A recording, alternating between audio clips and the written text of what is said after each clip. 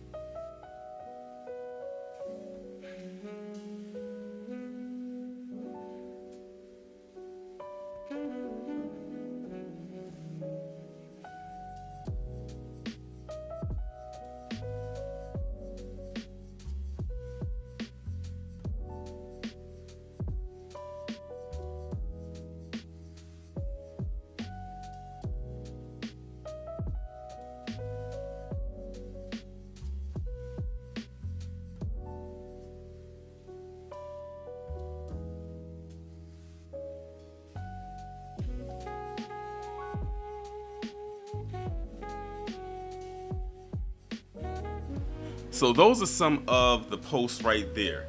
But it didn't stop there as far as what he had to say. Because whenever you post something like this and people come at your neck about it, you always have to give a follow-up explanation as to why you said what you said. And trust me when I tell you, when we go over what he replied with or what he tried to fix it with, it made matters even worse, as they typically do.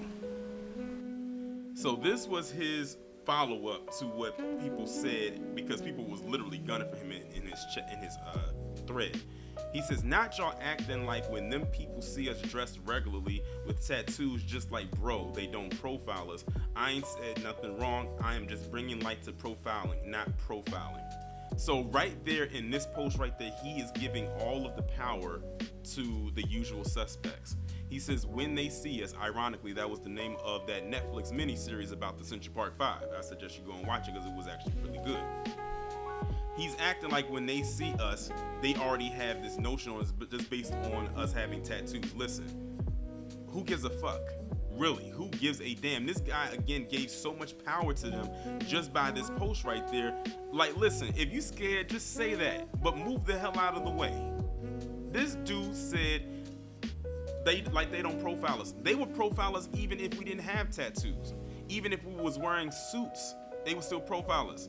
I mean, I know he's from across the pond, or he's a descendant from across the pond, but during Jim Crow, and even before, our ancestors, the black men that were lynched, were wearing full three-piece suits. So I don't know what the hell it is that he's talking about. But then again, for those out there who hate or don't like the word tether, this right here is your example of your tether. This is a perfect example of that right here. And he said nothing wrong. You said a lot wrong. And a few words at that. You said a lot wrong, and he doesn't think he said anything wrong. And then he said he's just bringing light to profiling. He wasn't profiling. No, that's what you were doing. You sat up there as a melanated man and profiled a black man who went out there and ran his ass off to win a medal to represent not only himself but his nation. But you want to know what's so interesting? Since we want to talk about medals, let's talk about briefly what Haiti has done in the Olympics over the years, shall we? A simple Google search. How many medals has Haiti won in the Olympics? 2. Only 2. None of them were silver. Gold, by the way. 1 silver and 1 bronze. Ever in Olympics history, they've only won 2. No matter what event, it was always 2. But you have this clown that's sitting up here going to judge Quincy Hall, who helped his nation win one of over 100 medals. And not all one in collective, saying that the U.S. only won 100 medals and they just got the 100 because they've been winning hundreds over the years. So don't fix your mouth to sit up there and judge this man based on his attire, or because he has tattoos, or he chooses to wear a grill in his mouth. At least he did all of that and still won a medal.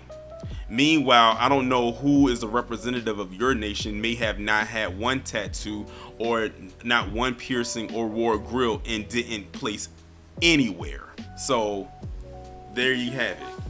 Yet again, you have another one of these individuals from across the pond who thinks they can open up their mouth and talk cash shit about us like they are. Again, y'all, this is the co-colonizing cohort. You know how I keep saying the co-colonizing cohort? There it is right there. And it's so sad because Haiti comes from a rather historical nation when you think of their history. I'm telling you, Dessalines and L'Ouverture are turning in their graves right now if this person is their descendant.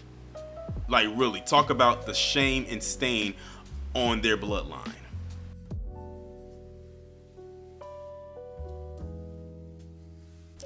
Now, before I actually get into this part right here, I have to give a huge shout out to Professor Black Truth in one of his recent Moment of Truth videos that he did as it pertains to the Olympics. and ironically it's going to be a topic I'm going to be talking about really soon. But he inserted this part right here about this pole vaulter by the name of Alicia Newman out of Canada, who became the first person to win a medal for Canada in this event. Now look at what it says right here. Pole vaulter Alicia Newman's OnlyFans subscriptions increased tenfold after twerking at the Olympics. Now I find it very interesting that this did not get as widespread as one would think. I mean, it went out there, but it wasn't put on full blast, like all the way out there. Now had Alicia Newman been a black woman that did this, oh, it would have been everywhere. It would have been all over the blogs. It would have been all over a lot of some of these manosphere pages that some of them are the people that don't like black women. It would have been she would have been called all kinds of names, this, that, and the third. As a matter of fact, if y'all remember at the 2012 Olympics, when Serena Williams hit the sea walk after she had won, that they deemed that to be very controversial. When she did that, and all she did was a little dance. This woman literally twerked after she won, and it got discovered she had an OnlyFans account. Now the reason why I'm putting this into the video or inserting this in here is because this person that I was talking about initially try to come at Quincy Hall and trying to say, see what happens when you improve your life, when you decide that you want to drop the thug life and the bum life, and then you can upgrade your life to go from this to this without even knowing this man's story, and then try to attribute it to what he was wearing, even though it was attire that people wear all the time, no matter what their lot in life is, and trying to attribute it to his tats and the grills that he had in his mouth. Where is the same outrage that he had for Quincy Hall? Where's the same outrage, if you want to call it that, for Alicia Newman? Again, this woman has a whole OnlyFans, and she twerked her flat back, because that's literally what it was, after she had won on a grand stage right there. I'm just saying, it seems to me, and it's not even the scene thing, it is. Whenever a PC person does something that is deemed raunchy and ghetto when it comes to black people, when they do it, it either doesn't get talked about, it gets handled with kid gloves, or people just laugh it off and just move on to the next thing. But when it comes to a black person, in this case a black woman, then it's an issue. I'm just saying, that's what makes the outrage look very, very one-sided, and it also makes it look very fake as well. Now I want somebody out there to tell me what was so classy about this woman twerking after she got her medal. Because again, if it was a black woman that did this, then it would be, it would be the typical, oh, she's ghetto, she's trashy, she's not classy. I swear I have not seen one person who talks about black women in that vein say anything about her. Professor Black Truth is the only person I've seen bring this up. That's how I was able to find out about this through him, and that was only a couple days ago. And this event happened, of course, more further back than that, because the Olympics ended on the 10th. That was technically the last day. Well, I take that back, the 11th. And it is now the 16th when I'm adding this part in. So I'm just saying, it just seems very, very one-sided with the so-called outrage that people have. And like I said, when you think about the topic of the video with Quincy Hall and what this person said, it doesn't even equate to what Alicia Newman did. But like I said, in a way, this also can fall under the category of Operation Protect the White Woman, because even when she does something like that, she'll still be protected. Look at when Miley Cyrus did it at the VMAs a few years ago, when she was twerking on a married man at that. What ended up happening?